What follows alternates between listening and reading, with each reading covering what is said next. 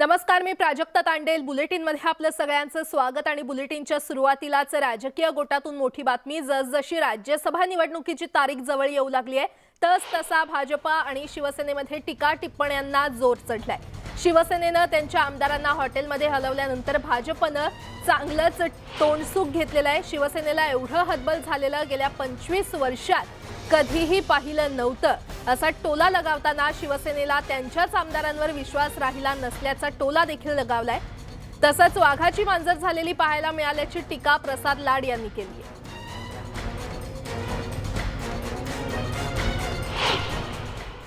राज्यसभा निवडणुकीसाठी शेवटचे 72 तास उरलेले आहेत आणि सर्वच पक्ष आपल्याला या ठिकाणी शेवटची स्ट्रॅटेजी आखताना पाहायला मिळतात। सुरुवातीला आपण जर पाहिलं तर महाविकास आघाडीचे नेते आमदार फुटून आहेत म्हणून सर्व आमदारांना या ठिकाणी हॉटेलमध्ये ठेवण्यास सुरुवात केलेली आहे। शिवसेनेने या संदर्भातली आपल्याला गंभीर दखल घेताना पाहायला मिळतात। आज ट्रायडंट हॉटेलमध्ये महाविकास आघाडीची कोर बैठक होईल आणि त्यानंतर या ठिकाणी शिवसेनेच्या आमदारांना द रिट्रीट हॉटेलमध्ये ठेवलं जाणार आहे।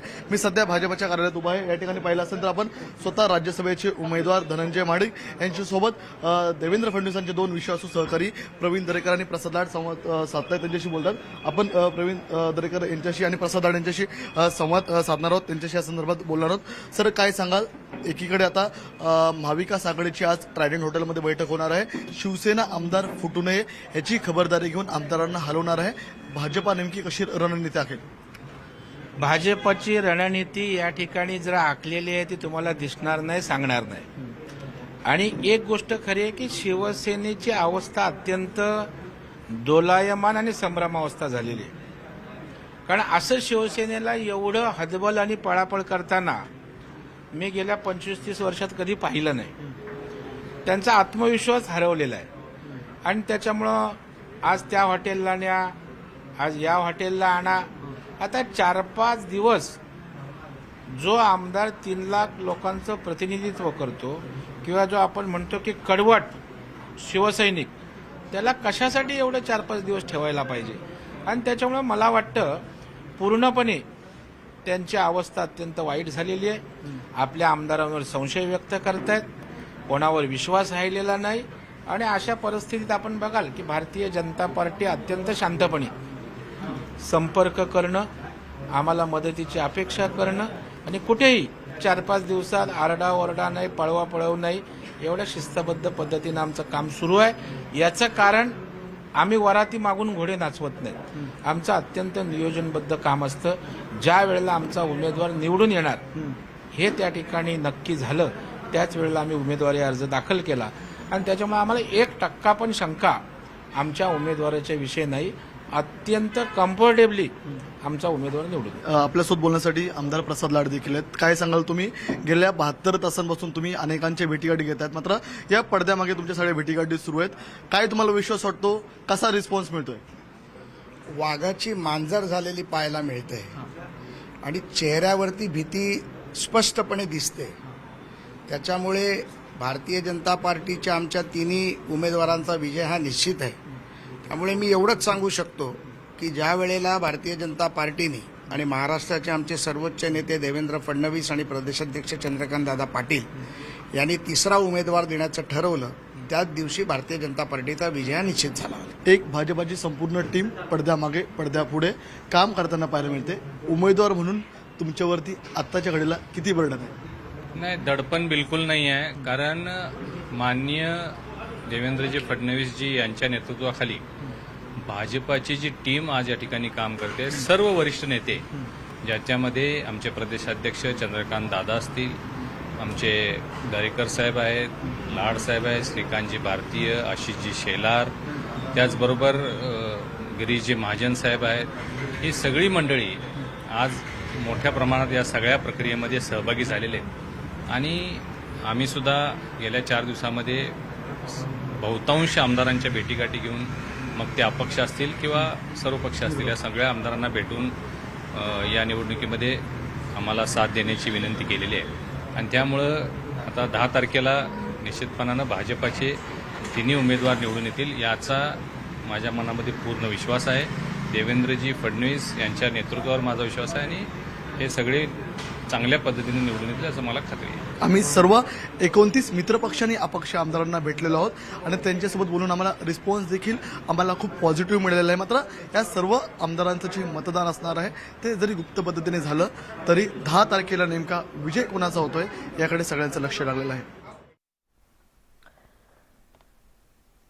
राज्यसभा निवडणुकीच्या पार्श्वभूमीवर राजकीय घडामोडींना वेग आलाय आणि राज्यसभेच्या 6व्या जागेसाठी महाविकास आघाडी आणि भाजपमध्ये जोरदार रस्सीखेच सुरू आहे. याच पार्श्वभूमीवर पक्षांनी आमदारांना हॉटेलवर ठेवलंय.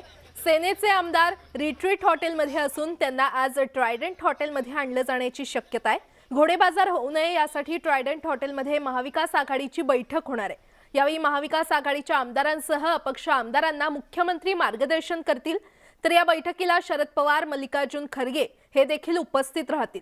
निवडणुकीच्या पार्श्वभूमीवर भेटीगाठी सुरू असून बहुजन विकास आघाडीची 3 मतं कुणाच्या बाजूने जाणार हा महत्त्वाचा मुद्दा ठरणार आहे. आणि याच संदर्भात भाजपचे नेते गिरीश महाजन यांनी हितेंद्र ठाकूर यांची भेट घेतली. तर भाजप नेते आशिष शेलार हे दिल्लीमध्ये दाखल झालेत. राज्यसभा आणि विधान परिषदेच्या निवडणुकीबद्दल त्यांची पक्षश्रेष्ठींशी चर्चा सुरू आहे.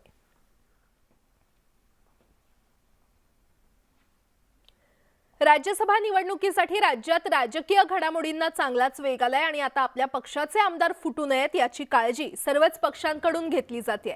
यातूनच मग आमदारांची हॉटेलवारी सुरू आहे. शिवसेनेनं त्यांच्या आमदारांना आधी रिट्रीटमध्ये ठेवलं होतं, त्यानंतर आता त्यांना ट्रायडंटमध्ये हलवलं जाणार आहे. काँग्रेस आणि राष्ट्रवादीच्या आमदारांना मुंबईतील पवई इथल्या वेस्टिन हॉटेलमध्ये ठेवण्यात येणार आहे. तर भाजप आमदारांना उद्या मुंबईमध्ये बोलावण्यात येणार असल्याची माहिती आहे.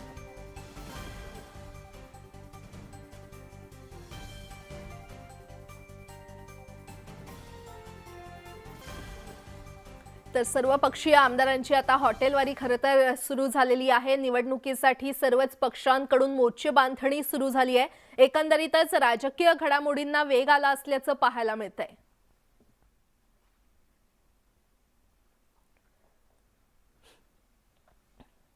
दरम्यान भाजप आमदारांना उद्या बॅगा घेऊन मुंबईमध्ये बोलावलंय. उद्या भाजप आमदारांची बैठक होणार आहे आणि मतदान होईपर्यंत भाजप आमदारांचा मुंबईतच मुक्काम असणार आहे. काही आमदार मुंबईमध्ये दाखल होण्यास सुरुवात झाली आहे. उद्या राज्यसभा निवडणूक प्रभारी अश्विनी कुमार वैष्णव हे मुंबईमध्ये येणार आहेत.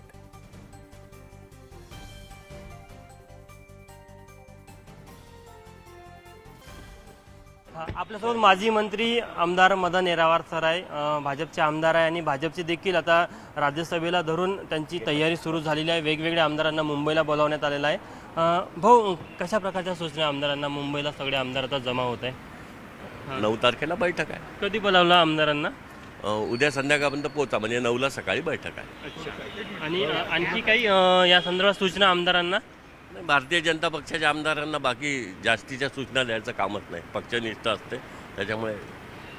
महाविकास आघाडीचे जे आमदार आहे वेगवेगळ्या पक्षात, शिवसेना असेल, राष्ट्रवादी काँग्रेस असेल, काँग्रेस असेल, यांना बोलवायला सुरुवात झाली आहे. मात्र भाजप एकदम नाही, मी तेच सांगितलं, बाकी पक्षांमध्ये आणि आमच्यामध्ये फरक हाच आहे. आता ज्यांना स्वतःच्या आमदारांना विश्वास नाही आहे ते हॉटेलमध्ये बोलावून घेऊन चालले.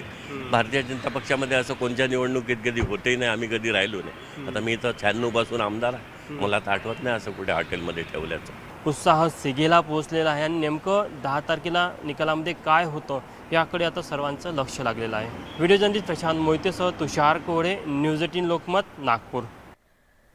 दरम्यान राज्यसभा निवडणुकीसाठी काँग्रेसच्या सर्व आमदारांना एकत्र आणलं जाणार आहे. महाराष्ट्र राज्यसभा निवडणुकीसाठी नियुक्त निरीक्षक मल्लिकार्जुन खरगे यांनी आज संध्याकाळी मुंबईमध्ये आमदारांची बैठक बोलावली आहे.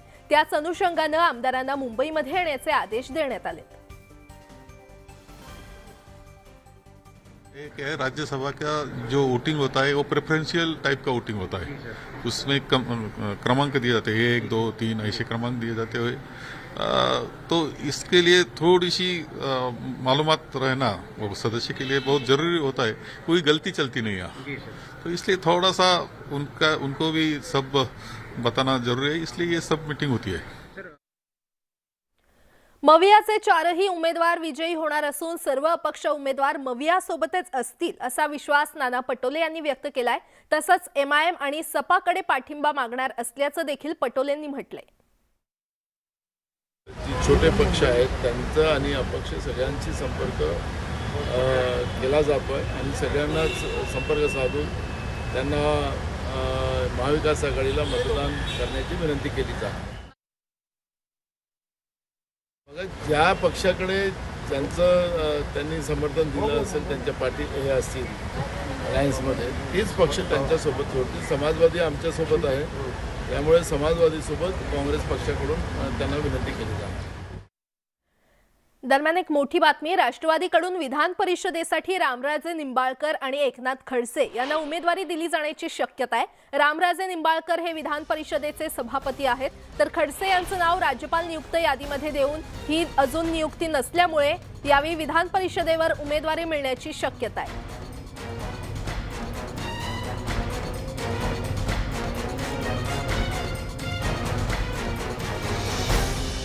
तर एनसीपीकडून उमेदवारी मिळण्याची शक्यता आता निर्माण झालेली आहे. राज्यसभेपाठोपाठच विधान परिषदेची रणधुमाळी इथे रंगताना पाहायला मिळते. खडसे आणि निंबाळकर परिषदेवर जाण्याची शक्यता आहे. त्यांना उमेदवारी दिल्याची शक्यता निर्माण झालेली आहे. विधान परिषदेबाबत ही मोठी बातमी आपण पाहतोय. एकनाथ खडसे आणि निंबाळकर यांना उमेदवारी मिळणार का, याकडे आता सगळ्यांचं लक्ष लागलंय.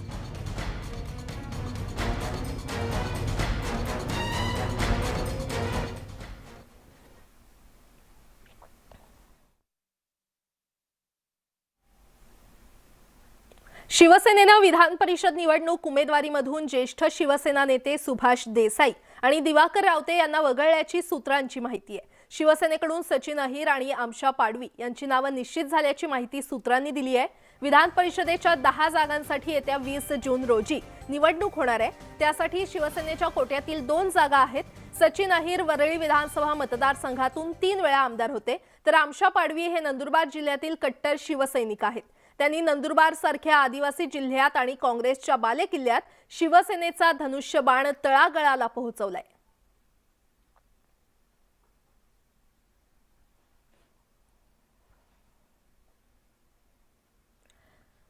आणि आता पावसाच्या काही बातम्या पाहूयात. देवळा तालुक्यातील गिरणारे येथे मान्सूनपूर्व पावसानं धुमाकूळ घातलाय. वादळी वाऱ्यासोबत जोरदार पाऊस आणि मोठ्या प्रमाणात गारपीट इथे झाली आहे. वाऱ्यामुळे झाडं पडली आहेत आणि काही घरांची छप्पर देखील उडालेली आहेत. अचानक झालेला पाऊस आणि गारपिटीमुळे मोठ्या प्रमाणात नुकसान झाले.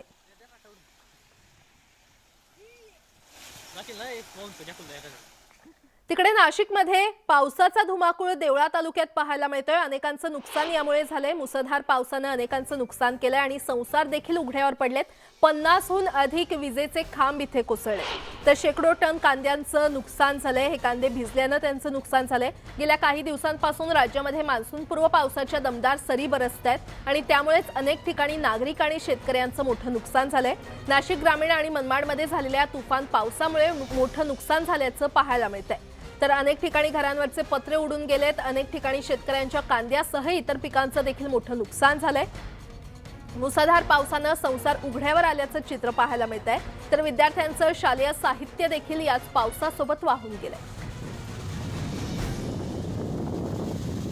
मान्सूनपूर्व पावसाने नाशिकच्या ग्रामीण भागात धुमाकूळ घातलेला आहे.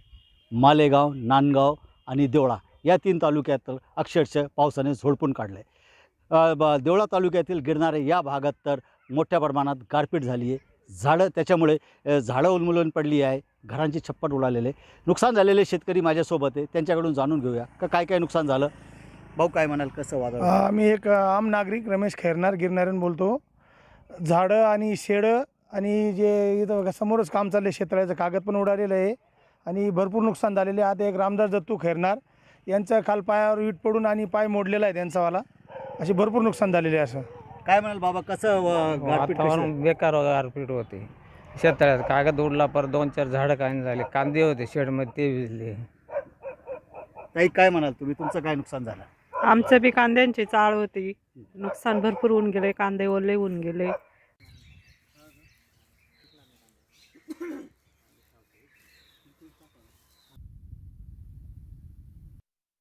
कालपासून मी MSCBच्या संपर्कात होतो, तर आज सकाळी त्यांची पूर्ण टीम आली आणि जवळजवळ 40 ते 50 MSCBचे खांब या ठिकाणी कोसळलेले आहेत. अद्यापपर्यंत लाईट नाही आहे.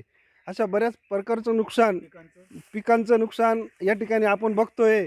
या ठिकाणी साधारणतः 10 ते 15 ट्रॉल्या कांदा उघड्यावर असल्याने त्यांचा पूर्णपणे कांदा आज तो भिजलेला आहे. आज तो कांदा उद्या 2 दिवसात विकला तरच त्यांच्या हाती 2 पैसे मिळतील, अन्यथा 1 रुपया त्यांना मिळणार नाही.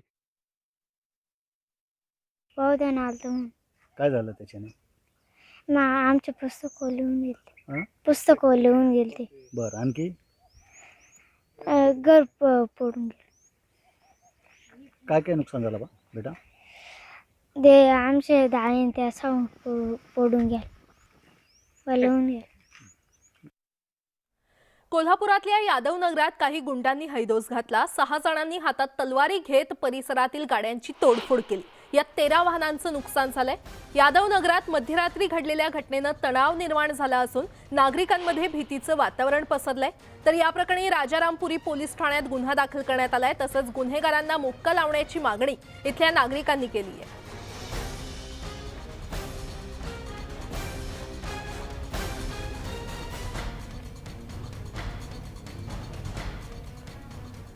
पुण्यातल्या शिरूरमध्ये न्यायालय परिसरात गोळीबाराची धक्कादायक घटना घडली आहे. या ठिकाणी एका जावयानंच त्याच्या सासूसह पत्नीवर गोळीबार केला. यात एकीचा मृत्यू झाला. या प्रकरणी आरोपी दीपक ढवळे याला पोलिसांनी अटक केली असून तो माजी सैनिक असल्याची माहिती मिळते.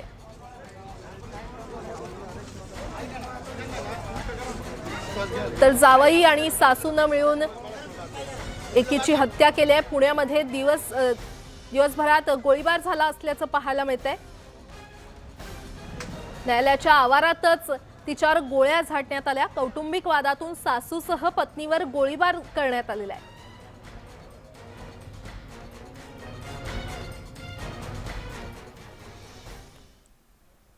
आणि आता बातमी नाशिकमधून. नाशिकमध्ये हत्येचं सत्र सुरूच असल्याचं पाहायला मिळतंय. अंबड परिसरात उद्योजकाची हत्या करण्यात आली आहे. अवघ्या 18 दिवसात नाशिकमध्ये 8 हत्या झालेल्या आहेत आणि हत्येच्या घटनेनं नाशिक हादरलेलं आहे. गेल्या 2 दिवसात 3 जणांवर शहरात प्राणघातक हल्ले इथे झालेले आहेत. त्यामुळे हत्या सत्रानं नाशिक हादरलं असल्याचं पाहायला मिळतंय आणि ही संपूर्ण घटना सीसीटीव्ही मध्ये देखील कैद झाली आहे.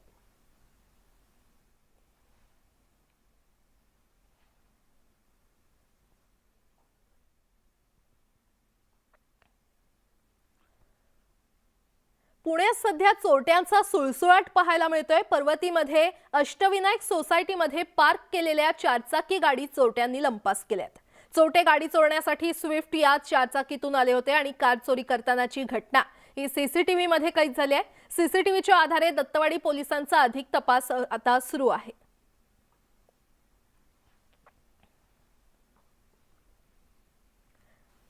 ब्रेक नंतर आपलं पुन्हा एकदा स्वागत. वळूयात पुढच्या बातमीकडे. मोहम्मद पैगंबर यांच्याबद्दल आक्षेपार्ह वक्तव्य केल्याप्रकरणी नुपूर शर्मा यांच्या अडचणीत वाढ झाली आहे. त्यांच्या विरुद्ध पोलिसात गुन्हा दाखल करण्यात आला असून मुंबई पोलीस लवकरच नुपूर शर्मांना समन्स बजावून चौकशीसाठी बोलावणार आहेत. पोलीस आयुक्त संजय पांडे यांनी या संदर्भातले संकेत दिलेत. दरम्यान नुपूर शर्मांनी जे वक्तव्य केलंय त्या संदर्भात मुंबई पोलीस चौकशी करत असून योग्य ती कारवाई करतील अशी माहिती गृहमंत्री दिलीप वळसे पाटील यांनी दिली आहे. भाजपच्या प्रवक्त्या नुपूर शर्मा यांनी ज्याप्रमाणे प्रॉफिट मोहम्मदाच्या संदर्भात वक्तव्य केलेलं आहे त्या संदर्भामध्ये मुंबईमध्ये गुन्हा दाखल झालेला असून मुंबई पोलीस त्याची निश्चित चौकशी करून योग्य ती कडक कारवाई करतील. सर, त्यांच्या अटकेची काही शक्यता आहे? तपासाच्या नंतर त्याबाबतचा निर्णय पोलीस घेतील. भाजपच्या माजी प्रवक्त्या नुपूर शर्मांच्या सुरक्षेत वाढ करण्यात आली आहे. मला आणि माझ्या कुटुंबाला जीवे मारण्याची धमकी येत असल्याची तक्रार नुपूर शर्मा यांनी दिल्ली पोलिसांकडे केली होती. त्यानंतर दिल्ली पोलिसांकडून नुपूर शर्मांना सुरक्षा पुरवण्यात आली आहे.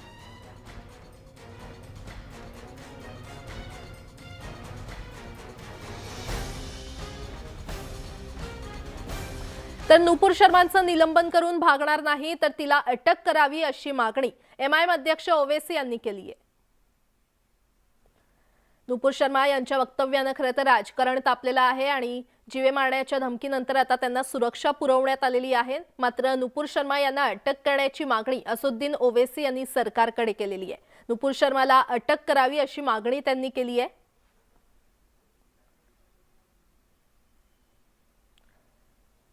नुपूर शर्मा यांचं निलंबन करून भागणार नाही तर त्यांना अटक करावी अशी मागणी ओवैसी यांनी केली आहे. आपने भारत के बाइज्जत मुसलमानों के खिलाफ एक ऐलान जंग का ऐलान कर दिया और इसी वजह से हम देखते हैं कि आप ही के नेशनल स्पोक्स पर्सन ने अनाप शनाप बकवास बकी. ये बिल्कुल, अगर ये कोई कह रहा है कि सिर्फ सस्पेंशन से काम हो जाएगा, नहीं. अगर बीजेपी ये मानती है कि इनके नेशनल स्पोक्स पर्सन ने, जो नेशनल एग्जीक्यूटिव कमेटी के मेंबर है, उन्होंने पार्टी लाइन से हटकर कहा है, तो उनको आप अरेस्ट करवाइए. ये क्या बात है भाई कि आप खाली सस्पेंड करके समझ रहे हैं कि नहीं, आप उनको अरेस्ट करवाइए. भारतानं पहिल्यांदाच बदनामी आणि बहिष्काराचा अनुभव घेतलाय. भारतीय उत्पादनांवर बहिष्कार टाकण्याचा हॅशटॅग कतारमध्ये चालवला गेलाय. नुपूर शर्मा यांच्या टिप्पणीनंतर अरब देशांनी आक्रमक भूमिका घेतली आहे. कतार, कुवेत, इराण आणि सौदी अरेबिया या देशांनी त्यांची नाराजी व्यक्त केली आहे. त्यानंतर भाजपकडून नुपूर शर्मा आणि नवीन जिंदाल यांची पक्षातून हकालपट्टी करण्यात आली आहे.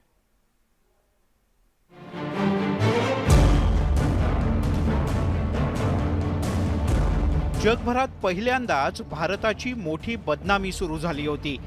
भारतीय उत्पादनांवर बहिष्कार टाकण्यासाठी आवाहन केलं जात होतं.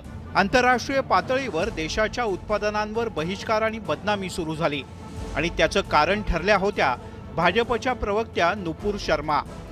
शर्मा यांनी नुकतीच एका इंग्रजी वृत्तवाहिनीच्या चर्चेदरम्यान कथितपणे प्रेषित मोहम्मद यांच्यावर अपमानास्पद टिप्पणी केली होती. या टिप्पणीनंतर देशभरात पडसाद उमटले. उत्तर प्रदेशातल्या कानपूरमध्ये तर दंगल देखील उसळली. तर दुसरीकडे कतार, कुवेत, इराण आणि सौदी अरेबिया या देशांनी आपली नाराजी स्पष्टपणे व्यक्त केली. यानंतर भाजपनं प्रवक्त्यांवर कारवाई केली. या मुद्द्यावरून विरोधकांनी भाजपवर जोरदार टीका केली आहे. नुपूर शर्मा हो या कोई एक जिंदल साहब हैं, वो अकेले नहीं. शाम 7 बजे के बाद इस देश में जो टीवी में नुमाइश चलती थी उसमें सारी मर्यादाएं टूट गई थी. लोगों ने देश में प्रतिरोध किया. विश्व की सबसे बड़ी पार्टी को कोई असर नहीं पड़ा. लेकिन जब दुनिया में प्रतिरोध होने लगा तो शायद समझ में ये बात आई, ऐसे आज के दौर में चीजें चल नहीं सकती. ऑर्गनायझेशन ऑफ इस्लामिक कोऑपरेशन या इस्लामिक देशांच्या संघटनेनं नुपूर शर्मा यांच्या टिप्पणीची निंदा केली आहे. तसंच संयुक्त राष्ट्रांकडे योग्य ती कारवाई करावी अशी मागणीही केली आहे. या मागणीवर आता भारतानं देखील प्रतिक्रिया दिली आहे. OICची मागणी म्हणजे अवास्तव आणि संकुचित विचार असल्याचं भारतानं म्हटलंय. इराण, कतार आणि कुवेत या देशांनी भारतीय दूतावासांना स्पष्टीकरणासाठी पाचारण केलं. अरब देशांमध्ये ट्विटरवर भारतीय उत्पादनांवर बहिष्कार टाका असा हॅशटॅग चालवण्यात आला. कतारमध्ये तर भारतीय राजदूतांना पाचारण करून नुपूर शर्मा यांच्या टिप्पणीबद्दल एक निवेदनाच्या माध्यमातून निषेध नोंदवला गेला. भाजपमुळे जगभरात भारतीयांना विविध अडचणींचा सामना करावा लागतोय असा आरोप आपनं केलाय. आज जो नफरत की भाषा इनके प्रवक्ताओं ने बोली, नुपूर शर्मा या नवीन जिंदल ने, ये भारतीय जनता पार्टी का प्रशिक्षण है. वहां इसी प्रकार की ट्रेनिंग दी जाती है. जो पूरी पार्टी नफरत फैलाओ और बांटो और राज करो की नीति पे चल रही है. आज आप देखिए पूरी दुनिया में जो भारतीय हैं उनका सिर शर्म से झुक गया. उनको अलग अलग देशों में कितनी मुसीबत का सामना करना पड़ रहा है इन बदमाशों की वजह से. या संकटाच्या स्थितीत शत्रुराष्ट्र असलेल्या पाकिस्ताननं देखील आगीत तेल ओतण्याचा प्रयत्न केलाय. भारतात मुस्लिमांचा छळ केला जातोय असा आरोप पाकिस्तानच्या पंतप्रधानांनी केला. दरम्यान पाकिस्तानच्या या प्रतिक्रियेनंतर भारतीय परराष्ट्र मंत्रालयानं सुद्धा चोख उत्तर दिलंय. पाकिस्ताननं आपल्या देशातल्या अल्पसंख्याकांच्या सुरक्षेवर लक्ष केंद्रित करावं असा भारतानं थेट सल्ला दिलाय. या सगळ्यात भारताचा मित्र असलेल्या सौदी अरेबियाने सुद्धा भाजपच्या प्रवक्त्याच्या वक्तव्याचा निषेध केलाय. तसंच भाजपनं केलेल्या कारवाईचंही स्वागत केलंय. सौदी अरेबियाच्या परराष्ट्र मंत्रालयानं श्रद्धा आणि धर्माचा आदर करावा असं सांगत देशाच्या भूमिकेचा पुनरुच्चार केला आहे. सौदी अरेबियानं अनेक वेळेला पाकिस्तानपेक्षा भारताला जास्त महत्त्व दिलंय. त्यामुळे सौदी अरेबियाची भूमिका भारतासाठी महत्त्वाची आहे. भारतीय राजदूतांनी स्पष्ट केलंय की विधानं कोणत्याही प्रकारे भारत सरकारचं मत नाही, तर ती काही दुय्यम घटकांचं मत आहे. भारतीय परंपरेनुसार भारत सरकार सर्वच धर्मपंथांचा सन्मान करतं अशा विधानांच्या बद्दल संबंधितांवर कारवाईचं आश्वासनही भारताच्या वतीनं देण्यात आलं. पण सरकारनं आधीच कारवाई केली असती तर अरब राष्ट्रांना बोलावं लागलं नसतं, याकडे काँग्रेसनं लक्ष वेधलंय. देखिए, न सिर्फ ये कि उनको पार्टी से निकालना चाहिए था, बल्कि उनके खिलाफ कानूनी कार्रवाई करनी चाहिए. और जो बड़ी तकलीफ है वो ये है कि भारत सरकार अरब दुनिया के दबाव में ये कदम उठा रही है. अगर ये कदम अपने आप उठा लिया होता तो शायद अरब वर्ल्ड को बोलने की ज़रूरत नहीं पड़ती. और आज पहली बार ऐसा हो रहा है कि बाहरी दुनिया के दबाव में भारत सरकार काम कर रही है. देखिए, बीजेपी ने बहुत देर कर दी. नुपुर शर्मा तो कई दिन पहले, हफ्ता पहले इस तरह बयानबाजी की. नवीन कुमार जिंदल जो बयान किया है, बीजेपी के दिल्ली के स्पोक्समैन है. नुपुर शर्मा जिसको प्राइम मिनिस्टर फॉलो करते हैं, राजनाथ जी जिसको फॉलो करते हैं, पता नहीं होम मिनिस्टर भी फॉलो करते होंगे. उनके राष्ट्रीय प्रवक्ता है, एक महिला प्रवक्ता है. प्रोफेट मोहम्मद के खिलाफ जो जहर उगाला, जो गंदी बातें उन्होंने कही, उसको तुरंत अगर बीजेपी वाले एक्शन लेते तो शायद इस तरह की ना होती. सिर्फ ये 2 लोग नहीं, बीजेपी के बहुत सारे इस तरह पालतू लोग हैं, हर स्टेट में हैं. प्रेषित मोहम्मद यांचा अवमान केल्याप्रकरणी बहरीन आणि कुवेत देशातील नागरिकांनी भारतीय वस्तूंवर बहिष्कार घातला. मात्र करण्यात आलेली विधानं भारत सरकारचं मत नाही असं वारंवार स्पष्ट करण्यात आलंय. प्रवक्त्यांची हकालपट्टी केली गेली. त्यामुळे काही प्रमाणात डॅमेज कंट्रोल करण्यात भारताला यश आलं. यामुळे आगामी काळात सर्वच राजकीय पक्षांच्या नेत्यांनी कोणतंही वक्तव्य करण्याआधी विचार करणं गरजेचं आहे. कारण जग हे एकमेकांवर अवलंबून आहे आणि सर्व सोबतच पुढे जात असतात. त्यामुळे जगात आपण एकटे पडणार नाही याची खबरदारी घेणं गरजेचं आहे. Bureau report, news 18 Lokmat.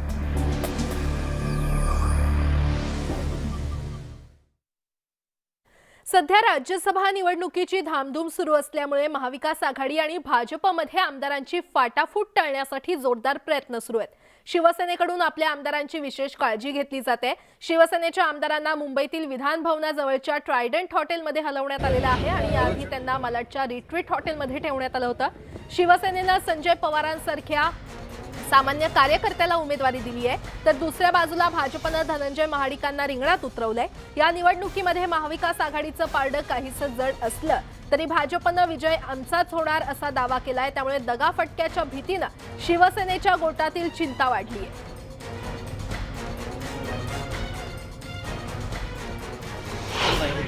घोडेबाजार झालाच तर कसं कसे उत्तर त्याला? समोरच्याने काही केलं तरी महाविकास आघाडीचे 4 उमेदवार निवडून येणार.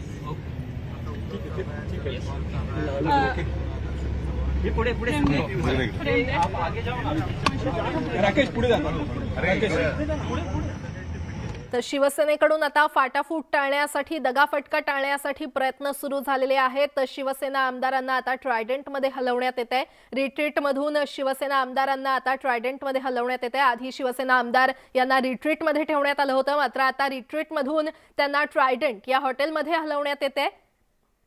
या क्षणाची अतिशय मोठी बातमी आपण पाहतोय. राज्यसभा निवडणुकीसाठी धामधूम सुरू आहे आणि अधिक माहिती देत आहेत आमच्या प्रतिनिधी सुस्मिता भदाणे आपल्यासोबत जोडल्या गेलेल्या आहेत. सुस्मिता, खरं तर शिवसेनेच्या गोटात आता चिंता वाढली असल्याचं पाहायला मिळतंय. एकंदरीतच रिट्रीटमधून आता ट्रायडंटमध्ये या सगळ्या आमदारांना हलवण्यात येत आहे. नक्कीच सगळेच आमदार हे आता ट्रायडंटच्या दिशेने निघाल्याचं आपल्याला पाहायला मिळत आहे. या बसमध्ये आपण बघताय सगळे आमदार आहेत. खरं तर या संपूर्ण आमदारांचे आणि महाविकास आघाडीच्या सर्व आमदारांची एक महत्त्वाची बैठक ट्रायडंटला होणार आहे. उदय सामंतजी आपल्यासोबत आहेत. सर, काय सांगाल, कारण अतिशय महत्त्वाची बैठक पार पडणार आहे. मी जरी मंत्रिमंडळातला मंत्री असलो तरी शिवसैनिक आहे, आमदार आहे, या निवडणुकीतला एक मतदार आहे. शिवसेनेचे सगळे आमदार हे माननीय पक्षप्रमुख उद्धव ठाकरे साहेबांवर, मुख्यमंत्र्यांवर प्रेम करतात, त्यांचा आदेश मानतात. त्याच्यामुळे मला पूर्ण खात्री आहे एक मतदार म्हणून की 4ही उमेदवार महाविकास आघाडीचे निवडून देतील आणि त्याच संदर्भात एक बैठक असल्यामुळे आम्ही तिकडे निघालेलो आहोत. खरं तर भाजपकडनं सुद्धा अनेक अपक्ष आमदारांशी संवाद साधला जातो आहे. घोडेबाजार केला जातोय असं शिवसेनेनं वारंवार म्हटलं. त्यांनी काही जरी केलं तरी महाविकास आघाडीचे 4 उमेदवार हे निवडून येणार आहे. त्याच्यामध्ये शिवसेनेचे संजय राऊत साहेब असतील आणि संजय पवार असतील. आज रिट्रीटमधनं किती आमदार हे ट्रायडनच्या दिशेने निघालेले आहेत, कारण महाविकास आघाडीचे आमदार सुद्धा एकत्र येणार. आम्ही सगळेच आमदार शिवसेनेचे हे ट्रायडनकडे निघालेलो आहोत. या ठिकाणी आमची एक बैठक आहे आणि याच्यापूर्वीच उद्धव ठाकरे साहेबांनी आम्हाला आदेश दिलेला आहे. शिवसेनेचे सगळे आमदार हे उद्धव ठाकरे साहेबांचा आदेश मानतात.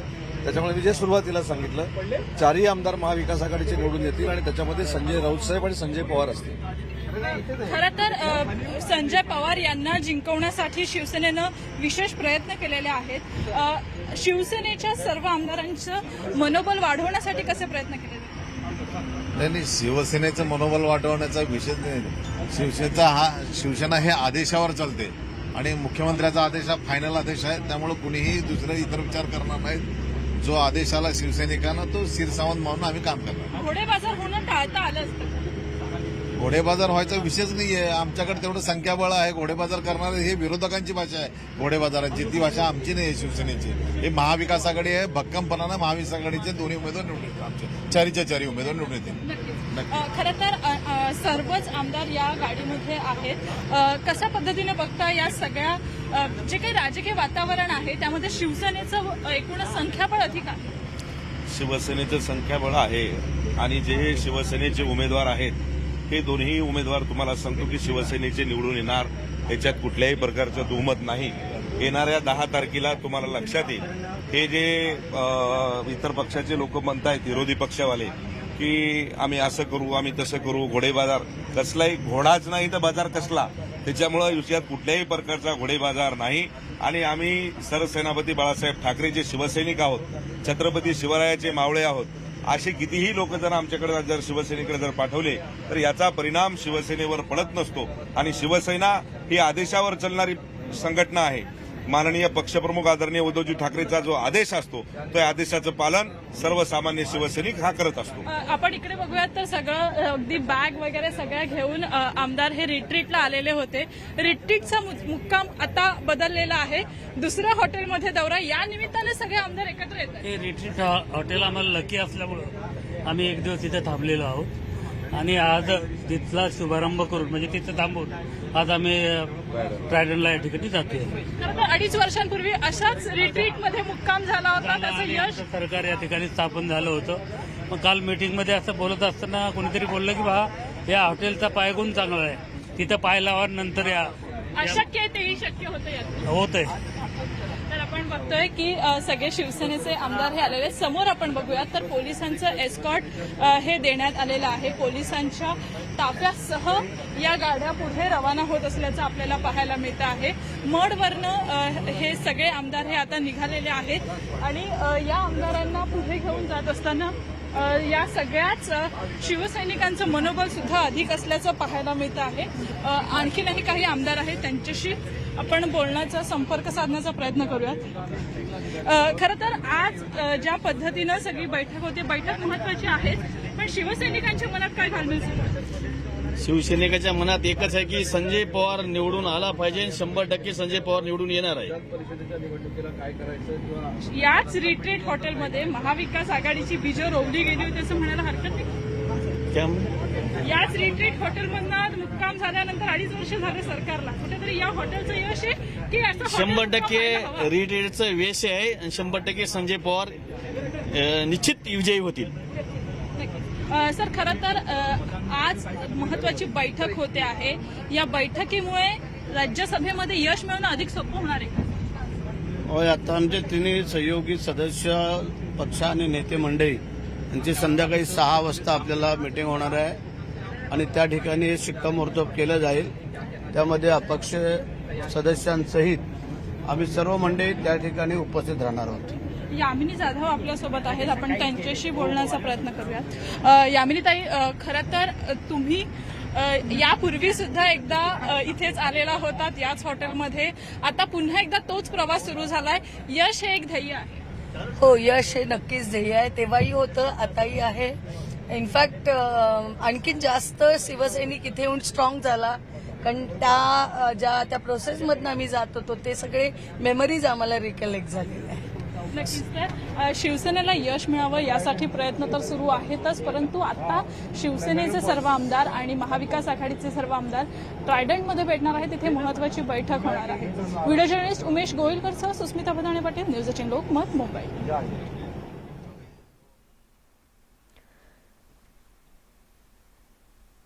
आणि आता एक मोठी बातमी, राज्यसभेसाठी भाजपची मोर्चे बांधणी आता सुरू झालेली आहे. कारण धनंजय महाडिक यांनी अबू आझमींना फोन केला असल्याचं कळतंय. सपाचा पाठिंबा मिळवण्याचे त्यांनी प्रयत्न सुरू केलेले आहेत. या क्षणाची अतिशय मोठी बातमी आपण पाहतोय. राज्यसभेसाठी भाजपने एकंदरीतच मोर्चे बांधणी सुरू केलेली आहे. त्यामुळे समाजवादी पार्टी आता नेमकं कुणाला पाठिंबा देत आहे याकडे देखील सगळ्यांचं लक्ष लागलेलं आहे. दरम्यान धनंजय महाडिक यांनी अबू आझमींना फोन केला होता आणि सपाचा पाठिंबा मिळवण्यासाठी त्यांनी हा फोन केला असल्याचं कळतंय. या क्षणाची अतिशय मोठी बातमी आपण पाहतोय. तर राज्यसभेसाठी सर्वच पक्षांची मोर्चे बांधणी सुरू असताना भाजपनं देखील आता मोर्चे बांधणीला सुरुवात केलेली आहे. भाजपचे धनंजय महाडिक यांनी अबू आझमी यांना फोन केला आणि सपाचा पाठिंबा मिळवण्यासाठी त्यांनी मागणी केलेली आहे. त्यामुळे समाजवादी पार्टी नेमकं कुणाला पाठिंबा देतं याकडे सगळ्यांचं लक्ष लागलेलं आहे.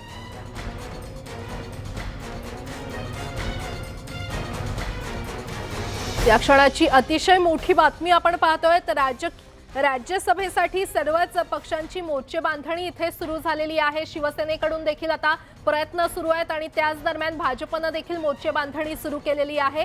भाजपचे धनंजय महाडिक यांनी सपाच्या अबू आझमी यांना फोन केला आणि सपाचा पाठिंबा मिळवण्यासाठी त्यांनी हा फोन केला असल्याचं कळतंय. त्यामुळे समाजवादी पार्टी आता नेमकं कुणाला पाठिंबा देणार याकडे सगळ्यांचं लक्ष लागलेलं आहे. अधिक माहिती देत आहेत आमचे प्रतिनिधी तुषार कोहळे आपल्यासोबत जोडले गेलेले आहेत. तुषार, आपण पाहतोय शिवसेनेचं पारडं एकीकडे जड आपल्याला पाहायला मिळतंय, मात्र भाजपनं देखील मोर्चे बांधणी सुरू केलेली आहे आणि धनंजय महाडिक यांनी सपाच्या अबू आझमी यांना फोन केला असल्याचं देखील कळतंय. काय सविस्तर अपडेट? काही वेळापूर्वीच भाजपाचे उमेदवार धनंजय महाडिक यांच्यासहित भाजपाचे सर्व प्रमुख नेते अपक्ष आमदार आणि मित्र पक्षातले आमदार यांच्या संपर्कामध्ये आहेत. त्यांना वारंवार फोन करतात. त्यांच्या भेटीगाठी देखील घेताना पाहायला मिळतात. काही हालचाली या पडद्यामागे सुरू आहेत. काही वेळापूर्वी भाजपाचे नेते या ठिकाणी धनंजय महाडिक यांनी अबू आझमी समाजवादी पक्षाच्या नेत्यांना फोन केला. त्यानंतर अबू आझमींचं त्यांच्या पक्षाचे प्रमुख नेते अखिलेश यादव यांच्याशी संवाद झालेला आहे. अखिलेश यादव यांनी त्यांना स्पष्ट सूचना दिलेल्या आहेत की वेट अँड वॉच. त्यामुळे जे महाविकास आघाडीचे मित्रपक्ष म्हणून ओळखले जात होते ते सध्या वेट अँड वॉचच्या भूमिकेमध्ये आहेत. स्वतः अबू आझमींनी या संदर्भामध्ये न्यूज 18 लोकमतला माहिती दिलेली. आपल्यासोबत बोलण्यासाठी स्वतः या संदर्भात प्रवीण दरेकर आहेत. ते स्वतः पडद्यामागून अनेक जणांच्या भेटीगाठी आणि फोन कॉल करतात. सर, काय सांगाल? एकीकडे समाजवादी पक्ष हा महाविकास आघाडीचा घटक पक्ष ओळखला जात होता, मात्र त्यांनाच स्वतः त्यांच्या पक्षाच्या प्रमुख नेत्यांनी सांगितलं की वेट अँड वॉच, कुणाला मतदान करायचं ते आम्ही तुम्हाला सांगू. एक गोष्ट यावरून स्पष्ट होते की ज्या महाविकास आघाडीचं सरकार या राज्यामध्ये अस्तित्वात आलं आहे त्यांचे घटक पक्षांना अशा प्रकारची बोलण्याची वेळ येणं म्हणजे नेमकं महाविकास आघाडीनं घटक पक्षाला आमदारांना कशा पद्धतीनं वागवलं आहे किंवा भूमिका कशा पद्धतीनं राबवल्यात याची स्पष्टता या ठिकाणी होते. कारण खरं म्हणजे अशी वेळच यायला नाही पाहिजे होती. जे घटक पक्ष आहेत छोटे मोठे त्यांनी स्वाभाविकपणे महाविकास आघाडीमध्येच असणार राहणार अशा प्रकारचं चित्र असतं. परंतु आज महाविकास आघाडीवर विश्वास राहिलेला नाही. तर त्या ठिकाणी धोरणं असतील, भूमिका असतील, किंबहुना महाविकास आघाडीला समर्थन देणाऱ्या आमदारांना सरकारनं दिलेली वागणूक असेल, मग निधीच्या बाबतीत असेल, विकास कामांच्या बाबतीत असेल, त्यांच्या सन्मानाच्या बाबतीत असेल. आणि म्हणून मग आता जो अबू आझमी आहेत त्यांनी अशा प्रकारचं वक्तव्य केलं आहे की वरच्याने आम्हाला अजून काही दिशा दिलेली नाही, म्हणजे महाविकास आघाडीला समर्थनच देणार आहे असं नाही, हे यातना स्पष्ट होतं. यापूर्वी देखील स्वतः बहुजन विकास आघाडीचे नेते हितेंद्र ठाकूर यांनी नाराजी व्यक्त केली होती. त्यानंतर MIMच्या आमदारांकडून नाराजी व्यक्त केली की आम्हाला मदत करा असं त्यांनी मुख्यमंत्र्यांकडे मदत मागितली होती. त्यानंतर आता समाजवादी पक्षाचे आमदार देखील म्हणतात की आम्हाला स्वतः आमच्या पक्षप्रमुखांनी सांगितले की वेट अँड वॉच, तुम्हाला आम्ही सांगू. मात्र प्रत्यक्ष जर पाहिलं तर हे स्वतः मित्रपक्ष आहेत. मित्रपक्ष हा जर महाविकास आघाडीला मतदान करत नसेल, त्यांना भेटत नसेल, तर महाविकास आघाडीमधली कुरबूर ही समोर येत आहे का? नाही, आपण बघाल बोल से गई व हौद से नहीं आती है. महाविकास आघाडीनं 2.5 वर्षाच्या कालावधीमध्ये ज्या पद्धतीनं या ठिकाणी दुखावलेलं आहे, त्यांच्या सन्मानाला ठेच लावले, निधीच्या बाबतीत त्यांना त्या ठिकाणी विचारलं गेलं नाही आणि त्याच्यामुळं हे या ठिकाणी घटक पक्ष, छोटे पक्ष, अपक्ष हे दुखावलेले आहेत आणि 2.5 वर्षानंतर त्याला गोंजारायला जाल तर ते काही अपरिपक्व नाही आहेत ना आमदार. ते 3 लाख लोकांचं नेतृत्व करतात आणि आता 2.5 वर्षांनी त्यांच्या घरी जाल, त्यांना भेटी द्याल आणि 2.5 वर्षामध्ये त्यांचा मतदार टिकवण्यासाठी, त्यांना निधी देण्यासंदर्भात, त्यांना सन्मान देण्यासंदर्भात अरे तुम्ही भेटतही नव्हता. त्याच्यामुळं आज त्यांची गरज आहे म्हणून त्या ठिकाणी तुम्ही त्यांच्या मागे लागले आहेत. त्यावेळेला त्यांना तुमची गरज होती मदतीची आणि याचा हिशोब एकमेकांना चुकते करतच असतात. ह्याचा हिशोब हे एकमेकांना चुकते केले जात असतात. सुरुवातीला आपण पाहिलं तर असेल तर बहुजन विकास आघाडी, त्यानंतर आपण पाहिलं असेल तर MIM पक्ष आणि त्यानंतर समाजवादी पक्ष, या तिन्ही पक्षांकडून आपल्याला एकीकडे नाराजीचा सूर होत असतानाच आता भाजपाच्या नेत्यांकडून त्यांना संपर्क साधणं सुरू झालेलं आहे. निश्चितच तुषार, धन्यवाद या सविस्तर माहितीसाठी. आणि यासोबतच बुलेटिनमध्ये एक छोटासा ब्रेक. पाहत रहा न्यूज 18 लोकमत.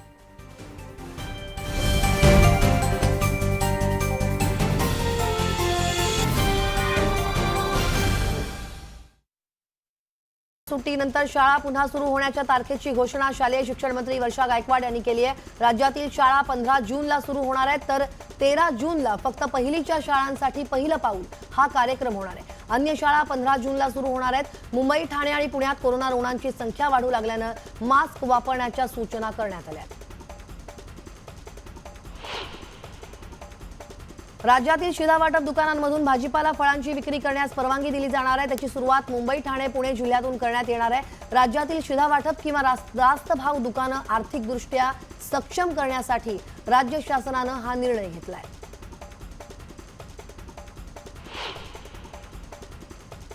मासेमारी बंदीच्या आदेशानंतर 5 दिवसातच मासळीचा तुटवडा जाणू लागलाय. त्यामुळे मासळीच्या दरात मोठी वाढ झाली आहे. उरणच्या मासळी बाजारात पापलेट, सुरमई, कोळंबीचे दर 300 ते 400 रुपयांनी वाढले.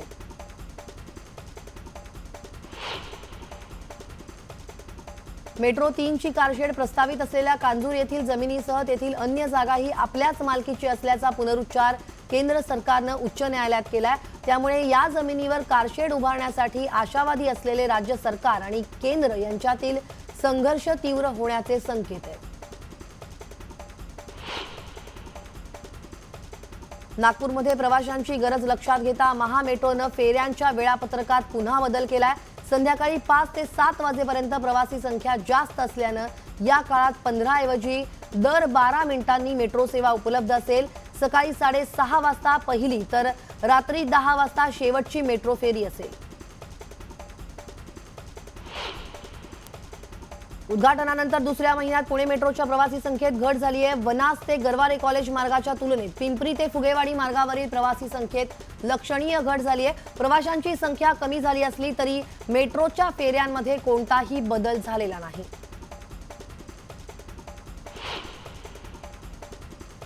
मुंबईत दुचाकीस्वार आणि सहप्रवाशाला करण्यात आलेल्या हेल्मेट सक्तीच्या निर्णयाची 10 जून पासून अंमलबजावणी केली जाणार आहे असं मुंबईचे पोलीस आयुक्त संजय पांडेंनी स्पष्ट केलंय. विना हेल्मेट दुचाकी चालवल्यास 500 रुपये दंड तसंच 3 महिन्यांसाठी चालक परवाना निलंबित करण्याची कारवाई करण्यात येणार आहे.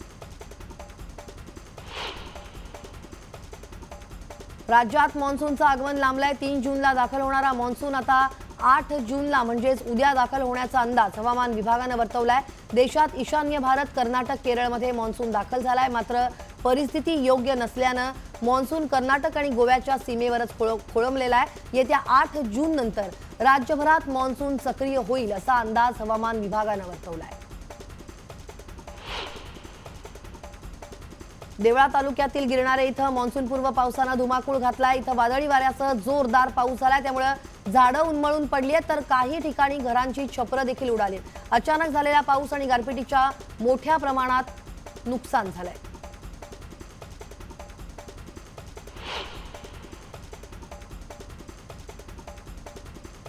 नाशिकमधील बोरीचीबारी गावात पाणी भरण्यासाठी गेलेली महिला विहिरीत पडल्याची घटना घडली आहे. नाशिकमध्ये भीषण पाणी टंचाई आहे, त्यामुळे पाण्यासाठी नागरिकांना वणवण करावी लागते. अशातच विहिरीवर पाण्यासाठी गेलेली महिला विहिरीत पडली आहे. स्थानिकांनी विहिरीत उतरून महिलेचे प्राण वाचवले.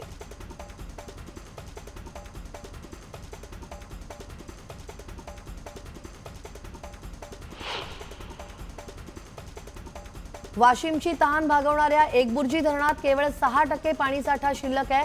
पाऊस वेळेत न पडल्यास 15 जून नंतर तीव्र पाणी टंचाई निर्माण.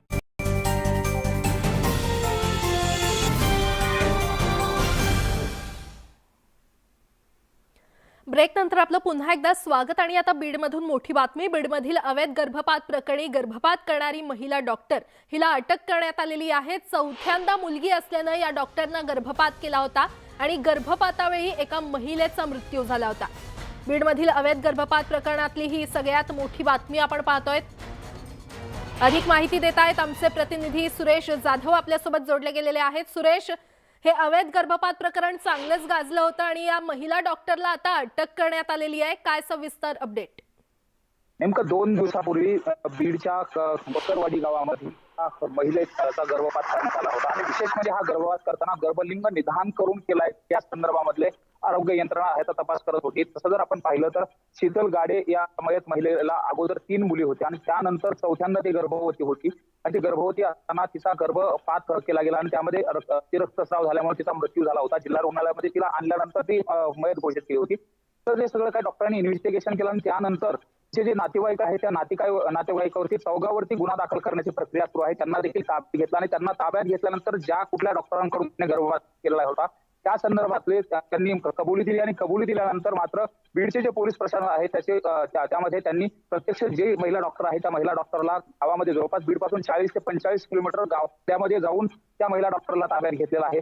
अद्यापर्यंत ताब्यात घेतल्यानंतर त्या महिला डॉक्टरने याच्या अगोदर किती गर्भपात केलेला आहे तिथल्या गावाला ज्यावेळेस आम्ही गावकऱ्यांना विचारलं तर गावातल्या लोकांनी सुद्धा या संदर्भामध्ये सांगितलं की या महिला डॉक्टर अशा पद्धतीनं करत होती आणि राजरोस पद्धतीने सुरू होतं. म्हणजे जर आपण पाहिलं तर बीड जिल्ह्यात अगोदर देखील मोठ्या प्रमाणात गर्भपाताचे प्रकार समोर आले होते. सुद्धा मुंडे सारखा नराधम डॉक्टर त्याच्यावर देखील कारवाई केली गेली होती. मात्र आता नव्यानं हे जे प्रकरण पुढे आलेले आता महिला डॉक्टरला ताब्यात घेतले, तिचे सहकारी कोण होते, त्यांना हे जे काही माहिती पुरवणारे कोण होते, मध्यस्थी कोण होते, याचा सगळा तपास केला जाणार आहे. मात्र या घटनेमुळं पुन्हा एकदा बीड जिल्ह्यामध्ये जे गर्भपाताचं रॅकेट आहे ते मोठं रॅकेट समोर आलेलं आहे आणि विशेष म्हणजे ही कारवाई केली गेली, जिथं कारवाई केली गेली त्याच ठिकाणी आता देवराईच्या डीवायएसपी कार्यालयामध्ये आणलेलं आहे आणि डीवायएसपी कार्यालयात आता तिची कसून चौकशी सुरू आहे. यामध्ये कोण कोण सामील होतं याचं देखील पाहिलं जाणार आहे. विशेष म्हणजे याच्यामध्ये आता जे डॉक्टर सहभागी असणार आहेत त्यांना जे पेशंट पुरवले जात होते 30-30 हजार रुपये गर्भलिंग निदान करण्यासाठी घेतले जात होते तर 50-50 हजार रुपये हे गर्भपात करण्यासाठी घेतले जात होते असं तिथल्या नागरिकांनी देखील सांगितले. त्यामुळे आता एकंदरीतच या प्रकरणामध्ये खूप मोठी माहिती समोर येणार आहे, ही धक्कादायक माहिती असणार आहे. आणि निश्चितच एकंदरीतच बीड जिल्ह्याला गर्भपाताची ही वाळवी लागली असंच म्हणावं लागेल. सुरेश, धन्यवाद या